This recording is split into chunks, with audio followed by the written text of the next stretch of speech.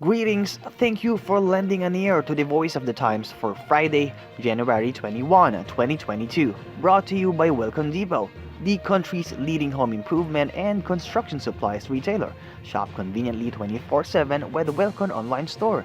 Just go to shop.wilcon.com.ph. For today's editorial, electricity demand driving carbon emission rise. The International Energy Agency, or IEA, has reported that worldwide electricity demand increased by 6% last year, a rise fueled by the economic rebound from the coronavirus pandemic and a harsher winter. The increase was the biggest in percentage terms since 2010, when the world was emerging from the brink of a financial meltdown.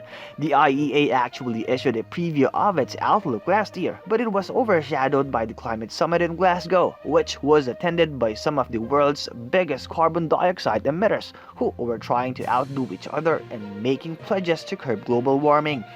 The summit was a glaring disappointment. About the only concrete agreement it came up with was to convene a follow-up conference this year. This time, the IEA's report is difficult to ignore. It's a heads-up on the consequences of procrastinating on weaning the world from fossil fuels and stepping up the shift to a renewable energy. Emissions from electricity need to decline by 55% by 2030 to meet our net zero emissions by 2050 scenario. But in the absence of major policy action from governments, those emissions are set to remain around the same level for the next 3 years, noted IEA Executive Director Fatih Birol. Coal is the fossil fuel that powers 6,000 electricity plants across the world. Without it, the lights would go out, industries would grind to a halt, economies would collapse. But coal is also the biggest source of carbon emissions that is choking the atmosphere and heating up the planet. So far, countries relying heavily on coal-fired plants have been reluctant to give up the cheap and readily available fuel, arguing that they cannot afford it this time to switch to more expensive renewable energy. To be fair, there is a trend to cancel proposed coal plants. According to an online CNN article last November, a climate think tank found a 76% drop in proposed coal power since the Paris Agreement was signed in 2015. But the trend is distributed unevenly. Coal plants are still on the rise throughout much of Asia, and while power generation from coal technically peaked in 2013, it has basically plateaued since then, the article continued. For every Belgium, Austria, and Sweden, there is a China, India, and Indonesia where coal is still king. Consigning coal to history is a requirement to rein in rapid climate change, but it may not happen as quickly as Western climate leaders may like, it said.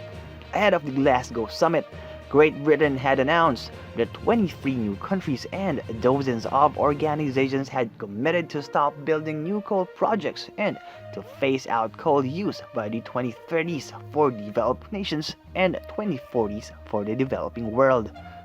China, the world's leading carbon dioxide emitter, also pledged to aim for carbon neutrality before 2060 as part of a proactive national strategy on climate change.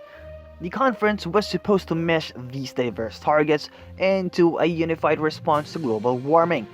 That did not happen. Electricity from renewable sources did grow by 6% in 2021, but coal-fired generation grew by 9%. That gap has to be closed. The IEA's Birol has high hopes that higher investment in low-carbon energy technologies, including renewables, energy efficiency, and nuclear power, alongside an expansion of robust and smart electricity grids, can help us get out of today's difficulties. His expectations resonate strongly in countries like the Philippines, which is struggling to transition to renewables. It is trying to correct the imbalance by exploring other technologies such as hydrogen, offshore wind, and tidal energy.